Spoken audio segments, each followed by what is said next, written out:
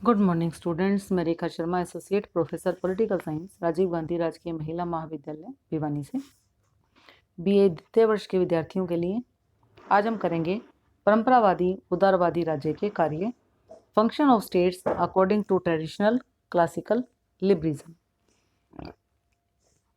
इससे पहले आपने राज्य के कार्यों संबंधी परंपरागत या शास्त्रीय उदारवादियों के विचारों के बारे में जानकारी हासिल की थी, जिनमें आपने किया था एडम स्मिथ के विचार, बेंथम के विचार, जॉन लॉक के विचार, हर्बर्ट स्पेंसर के विचार या अन्य चिंतकों के विचारों के बारे में। और हम आज बात करेंगे परंपरावादी उदारवादी राज्य के कार्य कि जो परंपरावादी उदारवाद है वो राज्य के किस प्रकार के कार्यों के बारे में बात करता है।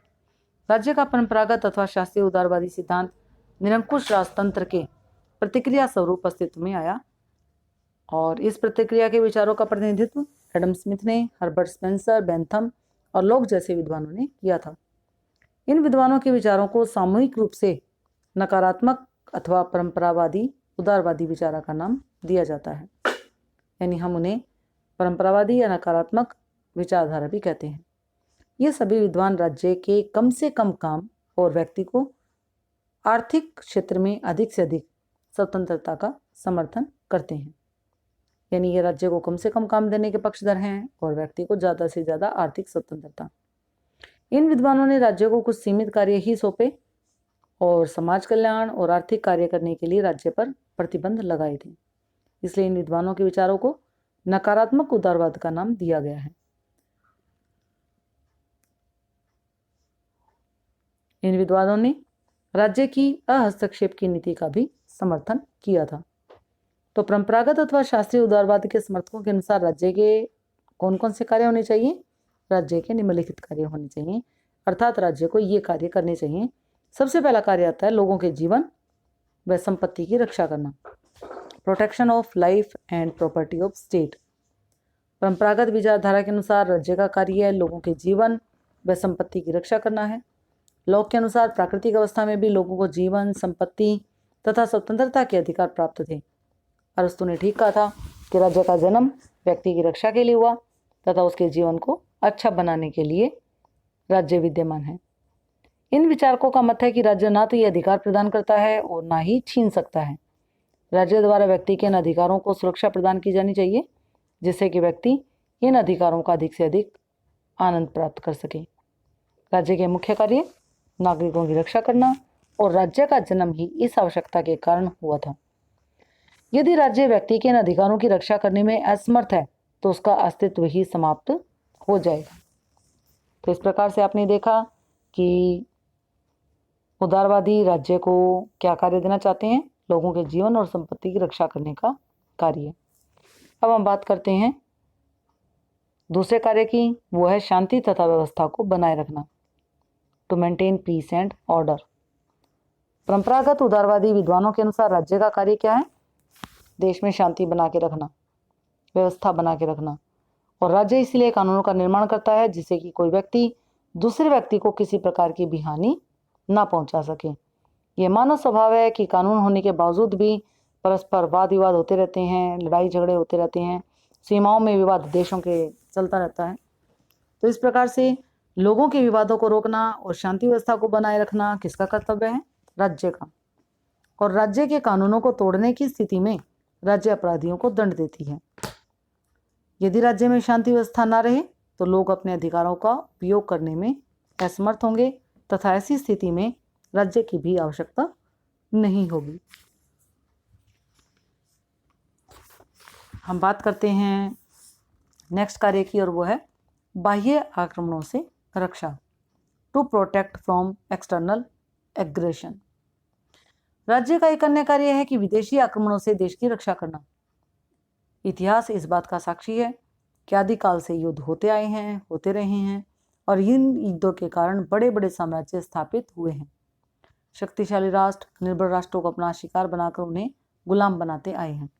ऐसी स्थिति में प्रत्येक राज्य का यह आवश्यक कार्य है कि वह अपने देश की बाह्य आक्रमणों से रक्षा करे, जिससे देश की एकता और अखंडता को बनाए रखा जा सके। और इस उद्देश्य की पूर्ति के लिए क्या है? राज्य एक शक्तिशाली सशस्त्र सेना का गठन करता है। यदि लोगों को यह विश्वास हो जाए कि सरकार विदेशी आक्रमणों से नागरिकों की रक्षा करने में असमर्थ है, तो ऐसी सरकार को अपने पद पर बने रहने का कोई अधिकार नहीं है। तो इस प्रकार राज्य का कार्य क्या दिया उदारवादियों ने? बाह्य आक्रमणों से रक्षा करना। नेक्स्ट कार्य है न्यायपालिका का संगठन, ऑर्गेनाइजेशन ऑफ जुडिशरी। प्रत्येक नागरिक को उचित न्याय मिल सके तथा अपराधियों को कानून के अनुसार सजा मिल सके। इस उद्देश्य की पूर्ति के लिए आवश्यक है कि सर्वोच्च, स्वतंत्र तथा निष्पक्ष न्यायपालिका की स्थापना की जाए। यदि संगठित न्यायपालिका नहीं है तो अपराधियों को सजा किस आधार पर तथा किसके द्वारा दी जाएगी? इसके अतिरिक्त संगठित न्यायपालिका के अभाव में विवादों का निपटारा लोग आप ही करेंगे और उनके निर्णय शक्ति पर आधारित होंगे। परिणाम स्वरूप कमजोर व्यक्ति अथवा व्यक्तियों को कभी भी न्याय प्राप्त नहीं होगा। न्याय के बिना समाज का विकास भी नहीं होगा। जिसकी लाठी उसकी भैंस का नियम समाज में लागू होगा और ऐसी स्थिति में राज्य की भी कोई आवश्यकता नहीं होगी।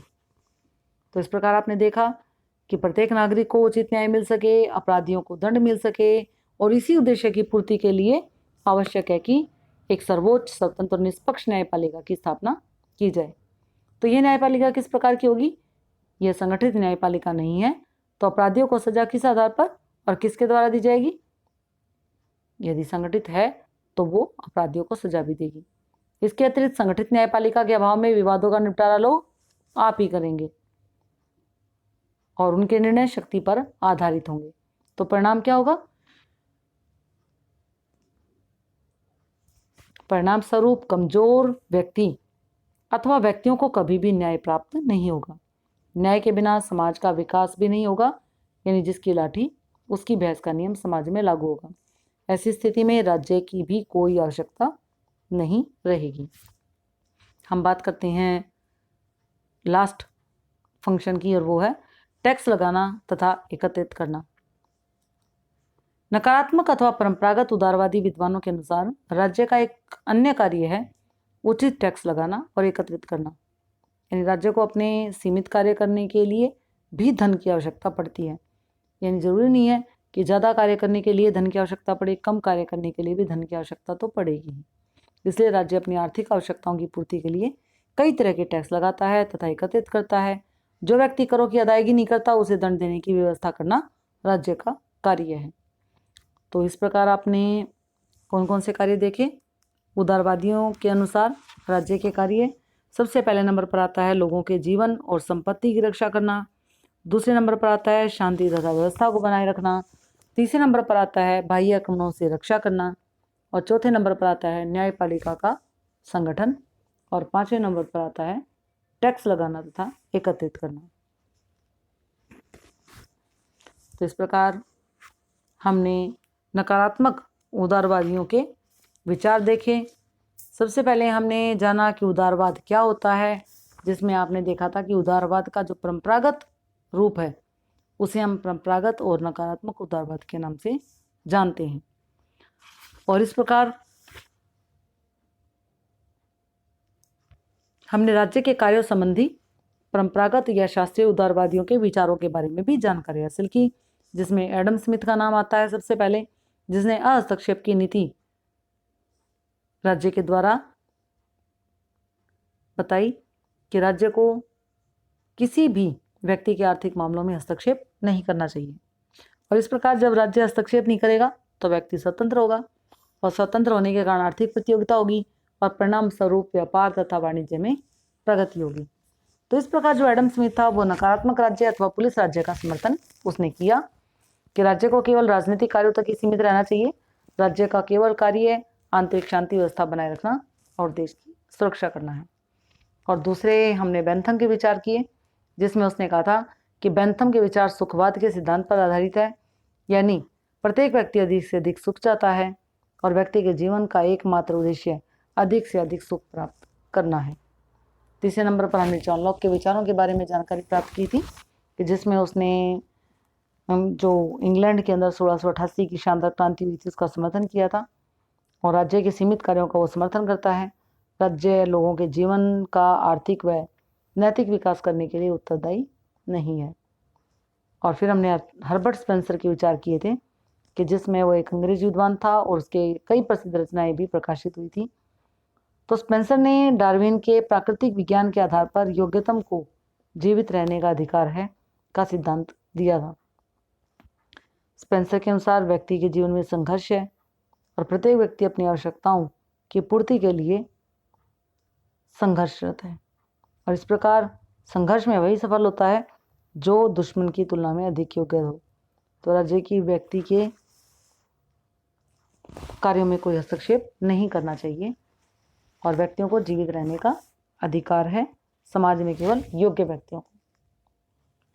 इसके अलावा हमने अन्य चिंतकों के विचार भी किए थे, जिसमें 19वीं शताब्दी के जो विचारक थे वो थे थॉमस पेन, विलियम सीनियर, और इसके अलावा 20वीं सदी में भी कुछ विचारक हुए जिनमें ऑकशॉट, ऑर्गेनिक, फ्राइडमैन इत्यादि का नाम उल्लेखनीय है। तो उदारवादियों के विचारों के अलावा आपने परंपरावादी उदारवादी राज्य के कार्य भी देखे थे, और वह कार्य कौन कौन से थे? वो कार्य थे लोगों के जीवन में संपत्ति की रक्षा करना, शांति और व्यवस्था को बनाए रखना, यानी जो प्राकृतिक अधिकार थे उनकी रक्षा करना। प्राकृतिक अधिकारों में जीवन का, स्वतंत्रता और संपत्ति का अधिकार व्यक्ति को प्रकृति की तरफ से मिलता है और उसे छीनने का किसी को भी कोई अधिकार नहीं है। तो इस प्रकार से लोगों के जीवन की और संपत्ति की रक्षा करना, शांति तथा व्यवस्था को बनाए रखना और बाह्य आक्रमणों से रक्षा करना, न्यायपालिका का संगठन और टैक्स लगाना तथा एकत्रित करना, ये राज्य के कार्य बताए थे। अर्थात राज्य के कार्य पुलिस राज्य के कार्यों के अनुसार थे कि आंतरिक व्यवस्था को बनाए रखना और बाह्य आक्रमणों से रक्षा करना। स्टूडेंट्स, आपने उदारवादी विचारधारा में नकारात्मक उदारवाद और शास्त्रीय उदारवाद के बारे में संपूर्ण जानकारी प्राप्त की। धन्यवाद।